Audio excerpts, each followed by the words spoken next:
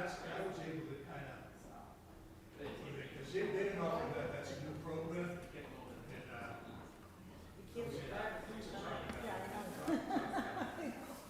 Tuesdays just snow. I know, Tuesday is terrible. Hopefully this is it. I would have I'm thought, hoping. yes. I would have thought so before, but. Yeah.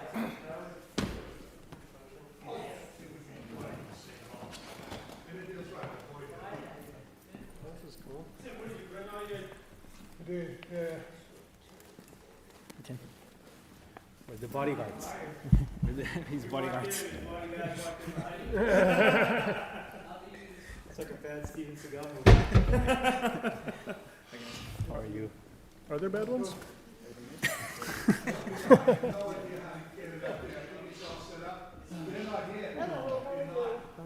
something along the rules, so we're doing it from Huh? The Golden the Globes. studios. Oh, nice, so it's the last night. Yeah. It's already up in the center. Okay. Yes. I went last year for the first time, not a boxing fan.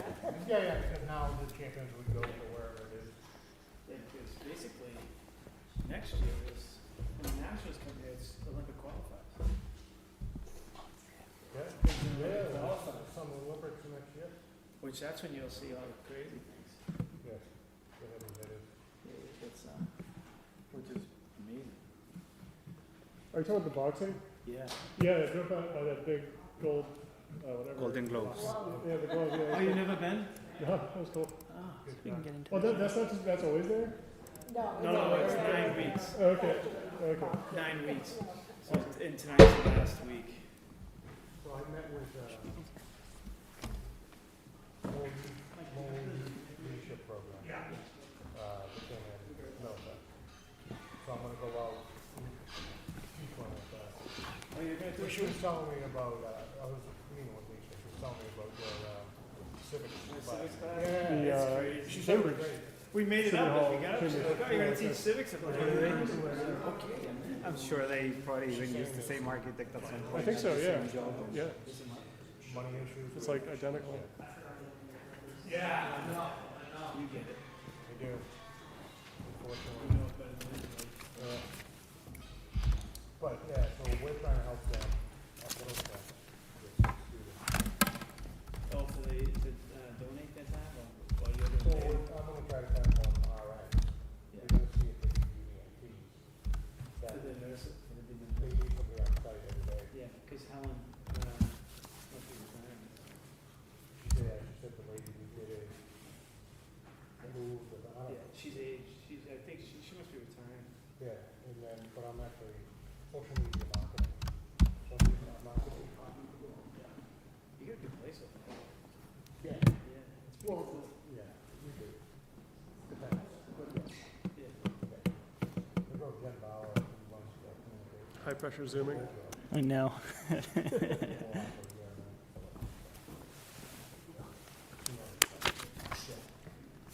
Lee's the only person with full scholarship to Phillips who turned it down and go to grade Lowell in history. Of course. I've never seen anybody in the history be crazier than Lee. Lee, My brother. oh, no kidding. He had a full scholarship to Phillips. Turned it down and go to grade Lowell. Yeah, well, listen. That They split our just got house. that 4-year contract, right? That split our house. I'm sure. My father was not happy. My mother said, let the kids do what they want. I could see that echoing in my house too. My father was determined for him to go. I mean, Yeah, my mother was, let the kids do what they want, you know. Find Johnny. Did Johnny come in yet? No, she's not in for this one. She had a CPA meeting. She's here, right? She's in the city, yeah, but she's got another meeting. That's why I'm covering.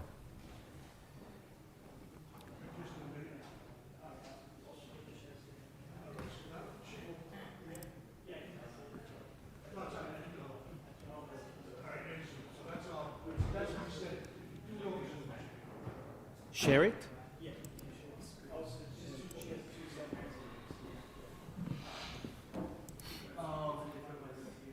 right, we are. How can we look at it as a full screen? Is there a way to look at it full screen, or Can we click this? it is? Can we minimize the zoom so it's out of the way a little bit? They can't see it up there. Yeah, I'm just trying to, I think it's Yeah. at the top. Let me see if we can. Oh, there you go. I know. Yeah, well, 6 months, 7 More months, people to max. 180 days exactly. This one, Yeah. I got about 700 of those. full screen mode. We did it. People thought it was fake. Well, there's a lag. There you go. All right. Well, let's sit here until Yep. Called upon? Yep.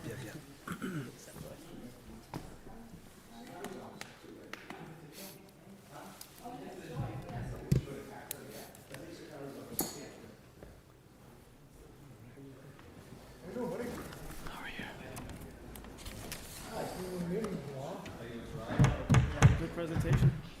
I'm just gonna introduce it. It'll be 2 minutes. Then they'll do the work. I'm not doing anything. I love They when will that do the work. I gotta go do the presentation at the Golden Gloves. Oh, so you're leaving So now? I was one who opened it, Uh-huh. and now I gotta go down and close it. Oh, The okay. guy Sean O'Grady, who is a world champion, lightweight world champion Yeah, yeah. boxer, is gonna be down there, so he's gonna get the citation to say thank you, and so I gotta close that. Oh, okay. The wall. And I got a crowd tonight, so I'm like, oh, I just want to go Oh, home Jesus. All right. and get ready for this crazy. When's that? The presentation? Yeah. 7 o'clock. Okay, so right. By the way, I didn't introduce. Okay. Is the mayor, Oh, okay. Councilor Gitz here. Nice to meet you. Nels Nelson is the consultant that's helping us with the zoning process. Nice Yeah. to meet you. Yeah, same. You got a tough job. Yeah. Zoning and law is tough. It's only as far as we want to make it. Whatever the direction is today, Exactly. because tomorrow could change. Yeah. Yeah, that's the way it seems. Yeah, when this job was awarded or you got the grant, it was still with Franny, and then things have changed and things have changed. So we're finally getting started, and we're happy to support you guys achieve your goals, whatever they are today. When people change, things change, and everything changes. Yeah. Which way to go? Check. Okay. I'll now call the meeting to order. It's a joint subcommittee meeting of the Zoning and Neighborhood Subcommittee. It is 6:01 p.m. on March 5th. If we could get the roll call. For the zoning subcommittee, Councilor McDonough, Here. Councilor Dakota. Here. Councilor Scott. Here. Neighborhood subcommittee, Councilor Scott. Here. Councilor Dakota. Here. Councilor Chow. Thank you. At this time, I'm going to thank you to both DPD and also the consultants for being here. I'm going to turn the floor over to you guys for the presentation. Perfect. Thank you so much. Good evening, councilors. Thank you for having us here. Nice to see you guys again. Nice to meet you for the first time, Councilor McDonough. My name is Camilo Spiti. I'm the Deputy Director of the Department of Planning and Development. And those for you who don't know me, I work with Giovanni, who's the Director of the Department, Assistant City Manager, but who unfortunately couldn't make it today. I am here, though, with my colleague, Dylan Ricker, who's the Senior Planner for the city. He's part of the team that deals with permitting and zoning, and he's part of the team that's helping us with this process for our zoning audit. And I have Nels Nelson, who's the consultant, who will be introducing himself a little bit later. Today, we'll be talking about a very important topic, which is our zoning audit and potential rewrite. And just to give you more context, we finished our Lowell Forward Master Plan a little bit over a year ago. And what that means is that that was not really the end goal, that was the beginning of the route for the many things that we have to do in the next couple of decades. One of them, which is tackling a couple of goals that we talked with the community, specifically not so much the zoning changes, but things that were bigger goals that we think zoning is a tool to use for tackling those goals. Some of them are improvement of the built environment, improving the quality of life of our residents, and improving the way development happens in Lowell in a way that actually provides benefits for the community. You will see in the presentation, for example, something that says valued neighborhoods. And we didn't intend for this to sound like we have neighborhoods that are more valuable than others or that are more important than others. It was only to say that we understand that there's an inherent emotional value to the way we talk about the built environment. Our neighborhoods are not only a collection of buildings and streets and sidewalks. They're really a collection of memories. People were born there, were raised there, lived there, their parents lived there, their kids lived there. It's the way they experience life on an everyday basis. And so we understand that these conversations will have a ton of emotional value, and we want to make sure that we address that as part of the ordinances that we are going to be talking about. And so today, that's the opportunity to start that conversation of how do we change the ordinances to tackle those goals that we talked with the community. There's the opportunity to find the discrepancies that maybe are within the ordinances, the contradictions, outdated uses, things that maybe we should update today, because the last conversation that we had about our zoning was 20 years ago. And I wasn't here then, but I could imagine that maybe 20 years ago the conversation was maybe something like, what do we do about Amazon warehouse, for example, right? Where how do we deal with traffic? How do we deal with the hours of operation, the 18-wheelers on our neighborhoods? Whereas today our conversations are a little bit different. We need to address things like data centers, and this is the opportunity to think about how do we mitigate the impacts of those different new developments. But it's also about smaller things that would make more efficient our development services department. It will also provide clarity for the residents in the expectations of what they would like to see in the neighborhood, clarity also in the transparency of them being part of this process. And even smaller things like, if I'm a homeowner and I want to do upgrades to my home, how do I go about this? And is the zoning ordinance today helping me with this? And are we being equitable with the way we're building the city? Some of the goals today for this presentation are, one, to inform you about this process that we just started. We want to obviously keep you updated. This is the first time we meet, but it won't be the last, and we won't have one more meeting. We'll have probably much more to talk about this. We want to get your feedback because we want to make sure that we understand from you what is it that you want us to consider through this process, what are those things that you want us to research even farther. As you may know, ultimately the recommendations that come out of this study go through the subcommittees or the planning board, but ultimately need to be voted by the council. It doesn't make any sense that we provide you with stuff out of the blue that you have never seen or you don't understand what was the birthplace of that. So this is the opportunity for all of us to shape this process, and we value your information and your feedback today and throughout this process as much as possible. I also wanted to know that this is not an all or nothing process. We won't be erasing all of our zoning ordinances or creating new ones. Very likely, and I hope I'm not oversimplifying this, but we will have things like, we like this, we don't like this.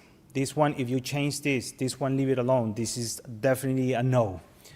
All that to say, we can take bite-sized pieces out of our zoning ordinance that are important for the community, and those are the ones that we'll be discussing, and we can phase this out. It doesn't have to be a one-vote type of deal. We can phase it out in different meetings so we can get to the goals that we need to get to. And just to clarify, today, we don't have any recommendations. We just started this process. This is strictly to inform you about where we are in the process, introduce the concept of what we're trying to do, introduce you to the consultant that's helping us with this process, answer any questions you may have, but even if there's no questions, at least to gather any feedback that you have for us. And as a side note, and just for the sake of transparency, the way we selected community scale was through an open public RFP process last year during the summer. We were lucky enough to get funding from the state through an EOHLC office from a community, from a housing choice grant. And we were also waiting for the reconfiguration of the subcommittees. While that process was taking place, we were all gathering as much information, at least to start this process and the preamble of this process today and to show you where we are today. With that, I'll let the team introduce themselves, show you where we are today. Please feel free to ask any questions. I hope that we can answer most of them. I may be able to answer some. Dylan may be able to answer some. Nels may be able to answer some. But if we don't have the answer, we'll take it as the information that we need to gather through this process. All right? Thank you so much. And with that, I'll hand it to Nels. Thank you. Great. Thank you, Camilo. I think that was the whole presentation. You really nailed it with getting to all the material basically that we wanted to cover. But I can go into a little bit more detail. It shouldn't take too long, and then we can have an open discussion. So just a little bit about our backgrounds. In the principle of community scale, we're Massachusetts-based urban planning consultants. We're joined by two sub-consultants, Jonathan Silverstein and Jeff Levine on this team, one for policy, one for legal review. Together, this team has had a complete recodification adopted in Lynn last year, which also fell after a comprehensive plan, a master plan like Vision Lynn, like the master plan you've had here. We also recodified Melrose, and many years ago I also did a little bit of work on the MBTA district here in Lowell. So we haven't gotten too far ahead because we wanted to have this first public engagement on the zoning, but to date we have looked at the existing zoning. We have some thoughts that we call an audit of the zoning. We've met with city staff to hear their big issues. We call that a page turning, where we just go through and learn about what pain points they have. Again, because one of the focuses of this study is going to be to really relieve any kind of staff burden that there might be, things that come up again and again. Now we're meeting with you today, and then going through the rest of this calendar year, we will be working on draft zoning. We'll make a draft of that zoning public so that people can comment on it. We'll make refinements with the committee, and then finally bring something forward that can be adopted later this year. So again, we're aligning with the priorities from Lowell Forward, talking about activating downtown, creating a 24/7 place, building on your unique strengths, creating opportunities, especially in industrial areas. So the project goals for this effort are to align with that vision, update and modernize your zoning, really try to streamline some of the things that have been added over the decades that might be helping you or hindering you. Part of this is stopping zoning by variance. I'll come back to that in a minute. And making sure that as we're doing this, our work really fits in with the neighborhoods in Lowell. In addition, since we were awarded this project and got going, Lowell is now a front-runner city, so that's also something to keep in mind. I think it's going to have a different timeline and process, but we do want to make sure that we're getting Lowell set up for the transformation that might come from that side or that other effort. So, as I mentioned, we've been looking at your existing zoning for some time, leading up to this first public meeting. We have a couple major needs that we've identified, and in addition to these, these aren't recommendations. These are just pointing out some of the issues that we've picked up on. We definitely want to hear from this group as to what might be on your mind in terms of this rezoning. So the first one is dimensional standards. I'll show how they're not always really fit to what's on the ground today. That kind of goes into the second point. Also making sure that we're consistent with what's on the ground. Use standards sometimes are lagging behind, and we also have to or can introduce standards for emerging uses that weren't considered when this was written 20 years ago, like data centers. Now there's some other controls around solar. And finally, we want to make sure that whenever someone comes in to build in Lowell, to invest in Lowell, that there are rules that are clear, and they can know kind of what they're getting into when they come into the office. So on that first point about the dimensional standards, just because of the way that the code has morphed over the decades, a lot of what was built previously is now basically illegal because it might not have an appropriate lot size, the use might be different, the lot area per dwelling unit might be different, and one of the things that we could do with this group's blessing is kind of take a spin through the community and see, oh, are there certain areas where actually this whole street has a 5-foot setback, not a 10-foot setback, and making people come in and get a variance to build with what all their neighbors already have is creating an issue where you're not getting the improvement or the investment into these neighborhoods that you want to see. So that's one pass that we could do. This kind of shows in a table format where all the nonconformities are, and you can see from the kind of the dots on the map that the nonconformities are very widespread for a lot of different use types.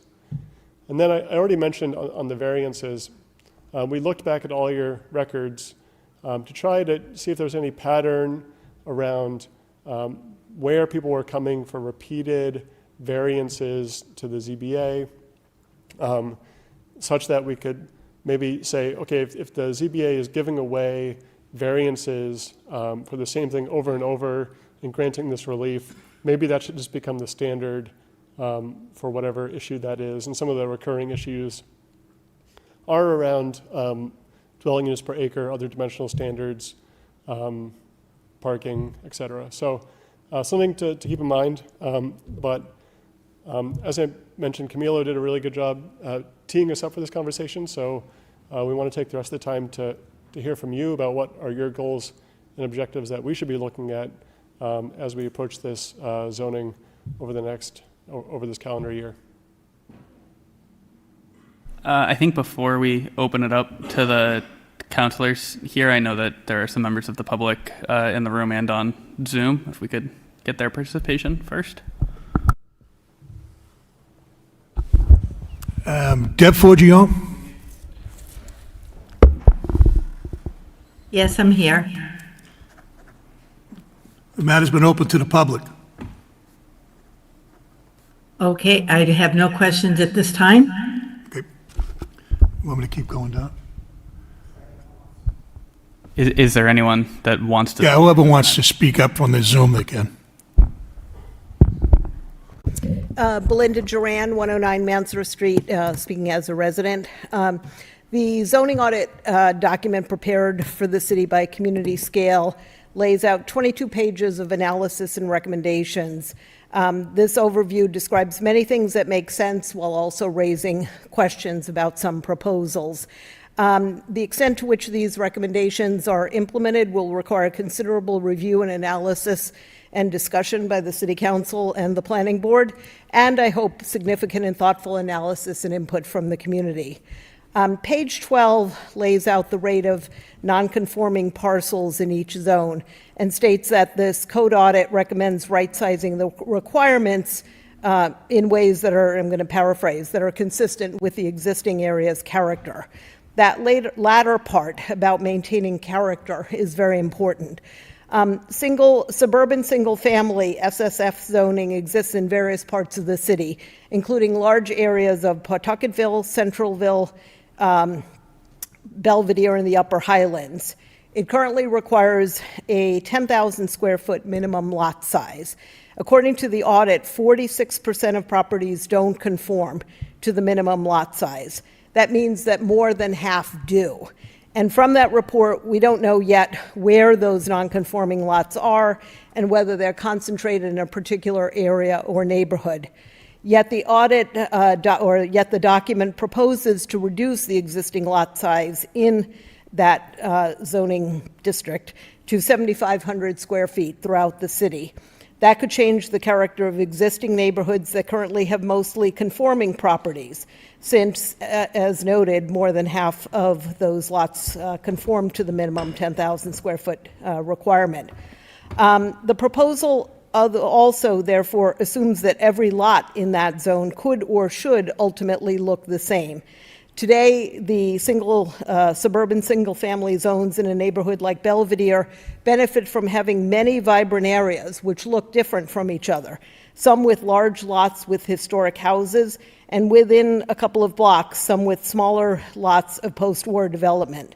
Such a diverse neighborhood would suddenly have the potential to all look the same based on the lowest common denominator of lot sizing.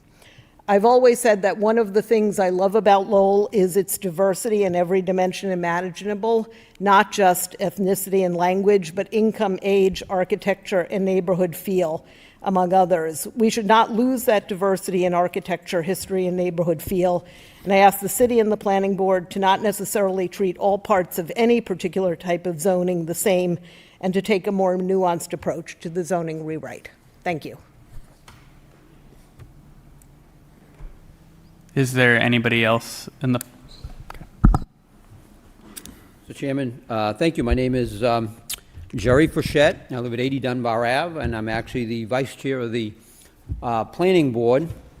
And I was actually on the committee that 20 years ago that worked on the new zoning. And for my participation, I actually served on a panel with George Proakis and Adam Backey at Holy Cross for the citizen planner sessions regarding how we did the rezoning here in the city of Lowell. And so it was really based on the master plan that was done in 2003. And one of the values, top values of the residents here in the city was the character of the neighborhoods, right, the various neighborhoods. And you touched on that, Camelia, right? And it really meant a lot to the residents here. So a lot of it, and now going back 20 years, a lot of changes as far as just priorities and what issues arise. But the big concern here in the city of Lowell at the time, to be honest with you, was infill development. So the dimensional requirements at the time, when that was established, the existing conditions were looked at and analyzed, and then you didn't go to the common denominator was the lowest, smallest lots that you had out there. It was like, how do you address the concerns of the infill development? Now, obviously, we go fast forward 20 years. All planning consultants, planning departments, and housing advocates are looking for infill now, right? How do we do this? So, where we take this, how that's going to take shape, how do we want to still treat the neighborhoods? I think the value of the city of Lowell is the diversity of the neighborhoods in every aspect of it, right? So you can come in here as an immigrant, you can come into some of the neighborhoods, the inner city, rent as you get established, and you get a career built, and you can purchase a home and not have to leave the city of Lowell in a neighborhood. You can live in a suburban type neighborhood. And whether it offends, I think, some people, but if you do very well and you can buy some of the homes in Belvedere, you don't have to leave and move out to Westford, you don't have to go to Andover. That's very special here for the city of Lowell. Having said that, there's some tremendous opportunities. We're looking at the Link project with the downtown MBTA zoning that was implemented here. The idea of creating critical mass within the downtown to support businesses, but still respecting the whole character of the various aspects of the city. So I think there's just, I will tell you, I was intimately involved in the last zoning changes. And part of it was, if you look at the surrounding community, they still refer to residential as R1, R2, R3.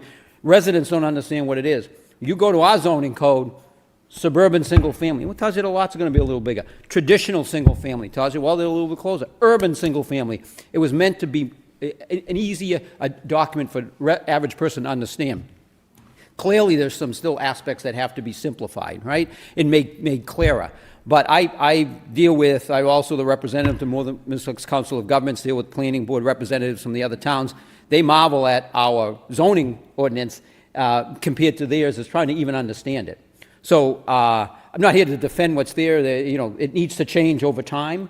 But just to give some context of what we have in front of us and what we have ahead of us. So just bear in mind, it was mentioned, this is going to be a process. It was last time. And it is not something to be done quickly, and there's tremendous unintended consequences when you're dealing with zoning, something we need to be mindful of. So thank you very much for the time. Are there any other members of the public, either in the room or on Zoom, wishing to speak at this time? All right. Councilor Dakota. Thank you. It's always good to listen to Mr. Frechette. He's a wealth of knowledge, and he knows this better than anybody in this room for sure. I did have a question for you, Camilio. I know in the presentation there was a mention of the Front Runner program.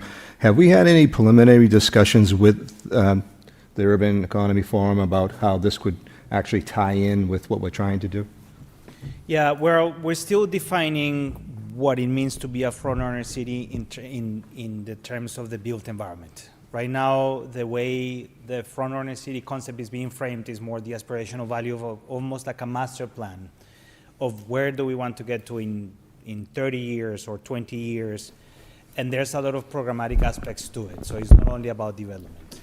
We are starting the process of diluting the front-runner city documentation, the profile, and reducing it to what are those things that the planning department needs to do to make sure that it becomes something more tangible, like zoning and I was just thinking because of the Common Core of being the downtown, where I think the Front Runner program was going to kind of.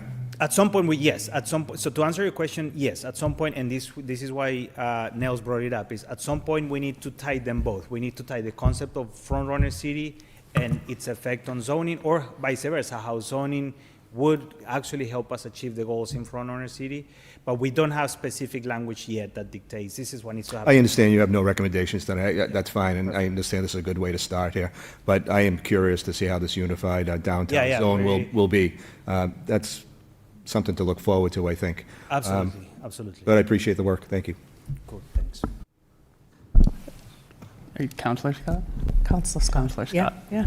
Thank you. You're also Chairperson Scott tonight, so. I guess so. Okay. Either one's fine. Just a quick question for Camilla. So as far as the zoning, when we're talking about right sizing or downsizing, whatever you want to call it, the lot size is on here.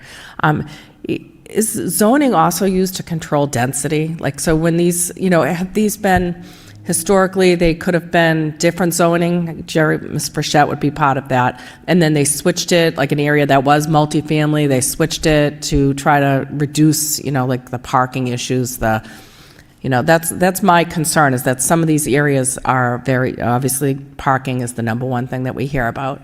And I just worry that, looking at it as a one-size-fits-all, like, oh, most of the houses are very small, so now we're going to add more small houses and further make that issue, exacerbated. Understood. Yes, you can use zoning to control density. There's different ways to do it. You can do it through FAR, which was a term that was known as floor area ratio. You could do it by defining a certain amount of units allowed depending on the lot size. So yes, and this is the opportunity to do that. We don't intend to put a burden on neighborhoods that don't have parking, because we know exactly that's a challenge. We wouldn't, because that would be actually decreasing the quality of life of people and decreasing the quality of the built environment. So this is the opportunity to do that, and zoning can do that. Correct. But I guess I'm saying, if we're going to reduce lot sizes, doesn't that contribute to the issue in those neighborhoods? It would potentially, yes. So, and I'm just wondering if a lot of these were non-conforming at the time, the prior zoning, like when it was changed at that point in time. So I'm not sure we have the whole picture on that, I guess is my question. I guess this is just more a comment, emerging technologies, you mentioned data centers, and how do we make sure that we're capturing everything that's coming out right now down the pipeline? You're hearing, battery storage or waste plants, or like, how do we, so that's just something, I guess, I know this is a long process that we're going to have. And my last one is, what do you think the community input will look like? We were just talking about this. And something that probably we neglected to mention in this process is, and in the winter of 25-26, we will be forming a steering committee. And the steering committee, and probably Dylan will have the specific names, but we'll have people from the planning department, we'll have people from the planning board. And we were hoping that somebody from the council will be part of this. In that steering committee is where we'll start defining the criteria of how do we do the outreach, how frequently are we going to be meeting as a steering committee, how frequently are we going to be reaching out to the community, what are the systems. But we're looking at, and maybe you can elaborate on this, but we were looking at things, for example, like putting online a version of what are the comments, explaining with as much clarity as possible and hopefully with visual aids, so that people can vet on it and then vote on what are the things that they like, they don't like. Not so much to simplify the process for us, but to make sure that people understand what is the impact and what is the concept that we're trying to replicate. But maybe I will ask you, maybe you have more ideas of how we're going to go about that. Yeah, sure. Thank you for the good questions. And great to hear that we have some experience. Where'd you go? Oh, there you are. Yeah. Definitely interesting to learn about how we got here. So on the community input, a couple of things. One is that the city of Lowell got a lot of really good input during the master planning process, and we don't want to just throw that away. So our main objective is to use the input that we've already received to help shape something that people can respond to moving forward. And then what we like to do is, again, depending on how the steering committee wants to approach this, we could have a number of different options. There could be a live in-public meeting, online meetings, but at the absolute minimum, having a public posted draft of the red line and what's changed, like Camilo mentioned, like here's the reason why this change is happening, here's the recommendation, this would be the second order effects. That is let's say the absolute minimum of the engagement that we would need in order to have something that we could bring to the planning board and city council that was vetted by the public. But depending on what the steering committee wants to do, there could be other options as well. Hey, yeah, I guess my only comment on that, if you don't mind, is just, I'm very thankful for everybody that's participated in the past, but it would just be nice to really see a diverse group of people that aren't always, the same participants. We get a lot of that, I find, in the city. So if we could, make sure we have different people from the different neighborhoods or some makeup like that, who it really affects, I think that would be a really good process. So, thank you.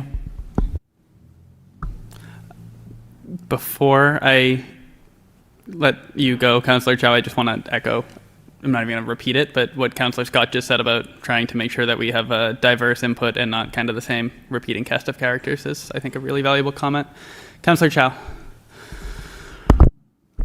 Thank you, Mr. Chairman, and I want to thank Camille for being here and make the presentation along with the consultants. Good to see Mr. Frechette here as well. Also would acknowledge Tim Hovey from the zoning board as well for being here. The presentation looks great, all the paperwork, and I like the ones with graphs and colors and so forth. And the page that has the zoning by variance, that has the different dots that represents different types of variance requested. All these dots that's mapped throughout the entire city, and I see that very, very colorful in the Lower Highlands and the Acre neighborhood more than any other neighborhood for requests for different type of variants, like for parking, density purposes, things like that.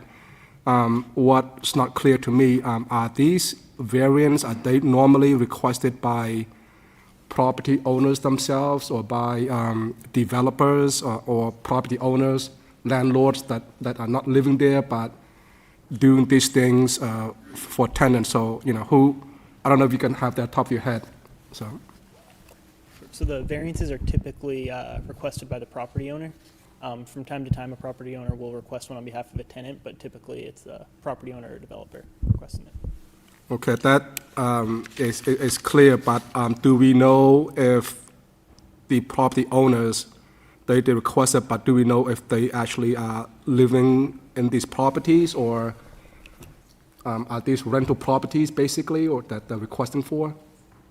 Sometimes they do. They don't always. Sometimes it's a developer who maybe owns it as an investment property, but other times it is a property owner who's could be trying to build an addition. He could be trying to add a unit.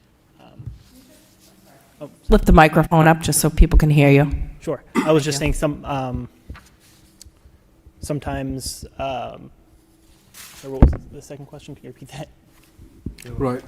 Are these properties? Are they rentals? The properties that have all these variants attached to it, are they rentals, or are they owner occupied? It varies.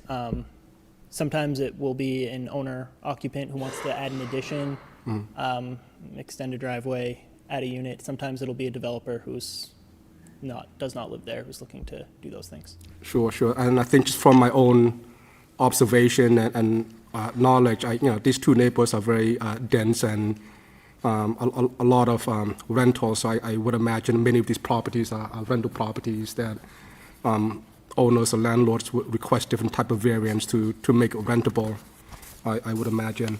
The other question, I know we're just in the discussion, there's no recommendation tonight. With the state housing bills and with the ADUs, have there been any discussion? Maybe this is a question for Camille, or are there any discussion that integrate the ADU and the existing zoning ordinance in place? How would that be integrated? Yeah. What does it look like? That would be presented to the full city council in the future. I'm just interested to see how that would work out. Any discussion on that? Absolutely. So ADUs are, as far as I know, they're only allowed in single-family properties. But, sorry? Yes, please, go ahead. Yep. So I just want to clarify, it's a little confusing, but the state guidance is that ADUs can be built on any property in a zone that allows single-family uses. So it can be built in an ADU could be built on a multifamily that is in a zone that allows single families, like a traditional multifamily zone, or it could be built on a traditional single family. Okay, just for edification and clarification to the public out there, can you walk us through that a little bit? I mean, it's not something like a property owner say, hey, I want to do an ADU, they just don't do it themselves. Is there still kind of a process that they have to interact with the city for approval? It's not automatically that they can do it themselves without any type of oversight, or if you could walk us through that, how does it work? Sure. So any ADU would still need a building permit. So they would still need to apply through the building department to get a permit. Whether an ADU would comply with zoning, it would still have to, if it's an addition, it would still have to meet the underlying dimensional requirements in the zoning ordinance. So it doesn't give someone the right to build 5 feet from a property line where they would otherwise be required to build 10. It has to follow the same dimensional regulations, but they would just need a building permit if they can comply with all the regulations. Yep, it would go to the zoning board if it can't comply. Yep, but yes. Wonderful. Thank you for that.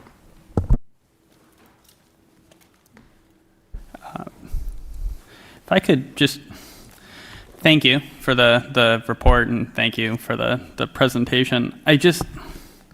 I'm looking again, and I actually second guessing myself as I look at the numbers in some of the tables that are attached to the audit. My concern, and I know one of the members of the public commented about the suburban zone districts and the reduction in lot size. A really large area of concern for me is that Lowell has diverse neighborhoods, right? We love to talk about this. Usually we start talking about the character of the neighborhood and we wind up talking about currently existing single-family zoned areas. And I think this is where some people get a little bit uncomfortable when words like a valuable neighborhood are thrown about for certain parts of the city and not for others. But I represent a pretty big chunk of the city that contains already existing urban multifamily, traditional multifamily. We have a lot of multifamily development. Well, one downtown, but into back central as well, and in Centerville. And what really is screaming at me from this chart is a reduction. I mean, you're cutting the lot size in half in neighborhoods that are already overpacked. This recommendation, there's character of the neighborhood, and then there's usability of the neighborhood. And when I'm walking, if I go walk around back central and there's already cars parked all over the sidewalk, to Councillor Scott's point earlier, there's already cars everywhere. And these are not streets that you're going to suddenly be running a bus or monorail or whatever down either. I'm all for public transit, but if you're talking about, we're talking about reducing the lot area per dwelling unit from 1,000 square feet to 500 feet per dwelling unit in parts of the city that, people we already don't have anywhere to put snow. We don't have anywhere to put cars. We get kids trying to ride a scooter to get to the park and they got to go in the middle of the road. There's no space in some of these neighborhoods. I do hope that the next time we talk about this, it's a slightly more realistic number. Other than that, it was really good. Thank you.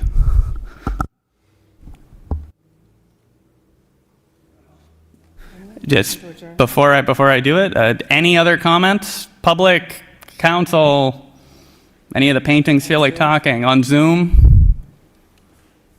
Motion to adjourn. Motion to adjourn by I got to council. say, thank you for Yes. the comments around the density and the our audit. It's kind of a standard process that we do. We just kind of like look through about what's there on the ground. That's not a recommendation, just to be clear to everyone. It's just part of our analysis. But your feedback tonight will really shape how we approach any changes to the dimensional table. So we're not going to just do that bottom line. Councillor Dakota, if you don't mind waiting on the motion to adjourn. You bet. Councillor Chow? Or would you, Councilor, one more question, one more comment based on, just respond to what the consultant says, is that okay? Yeah. All right. Just want to, thanks for the reminder about the audit. Again, I mentioned earlier just looking at this colorful map, and I've seen just a lot of variances in the same two neighborhoods, and I think in reference to audit, and then my understanding when there's an audit is trying to look at different ways to make sure that it's balanced, it's fair, it's equal, it's equitable. As part of audit, at one point, when you're talking about like diversity and density, at what point, any statistical point where like a neighborhood would be overdeveloped, would be overdense, and would that be put a stop to, providing the variance and so forth. So because there's only, as the chairman said, it's only so much that you can do to develop a neighborhood before it's going to become like unlivable, and the quality of life would just go down, and because I just see too many variants allowed for certain neighborhoods. Thank you. So I don't know if that was a question, but Yeah. Well, I think Yes, I that think I the got comment the was that question. as part of the audit was, yeah. will there be a limit to cutting off, certain type of development and so forth in certain areas? No, I understand. I think we need more analysis, not only because right now I think the very first analysis was strictly looking at the numbers and looking at it on paper. I do think we need more walkthroughs once the weather allows us to do so. But I agree that we need more walkthroughs to understand that maybe on paper neighborhood allows you to have more density on paper. But once we look at it and we look at the cars parked on sidewalks, once we look at the amount of things that are already there, the lack of space, then we'll say, probably that's it. That's how we potentially would determine this is a neighborhood that probably can't receive any more density, even if in paper it receives it. So I think what I'm trying to say is we need a little bit more time in the analysis, in the walkthroughs, in the research, and this was part of it. This was part of understanding what are the concerns, what are the things that we're not probably being aware of that we have to be throughout the process. I would just ask unless does anyone else have anything to say? Or I'd like to just. I'll just say one. Okay. I guess I would just say one thing about it. It's just I'm not sure a starting place should probably be, I guess, with I guess maybe this is going to go through community discussion, but what's the tolerance for changes to the lot sizes? I guess there could be none. So I'm just putting that out there. So I mean, this is a big process, and for anyone that's listening that's very concerned about that, we're not making any decisions right now. This is all subject to community input. So. Inundated. And then I would just like to add that I am not, and I am not opposed to increasing density on its face. I think that's a good thing, but I think that, or it could be a good thing. I think that when we're looking, especially in as Councillor Chow and Councillor Scott, and I think I think everyone here, Councillor Dakota also has pointed out, there are already neighborhoods in the city that are exceptionally dense, and I would just ask that as you're going through this planning, that we also think about trying to balance, not just saying this neighborhood's too dense, okay, let's pull back, but how do we balance amenity and quality of life in the neighborhood and make sure that the available amenity and public space and infrastructure in that neighborhood for having an enjoyable community increases to commensurate with the increase or any proposed increase in density. Understood. Sir. You You want to do it, Counselor Dakota? Motion to adjourn. Second. There's a motion to adjourn by Counselor Dakota, seconded by Chow. Can I be in? Counselor Chow. Sorry, Counselor Chow. All in favor? Aye. Opposed? Thank you. Oh, it's adjourned. Thank you so much. You're welcome. Sorry, Counselor Chow. Did you forget, Counselor? No, you're good.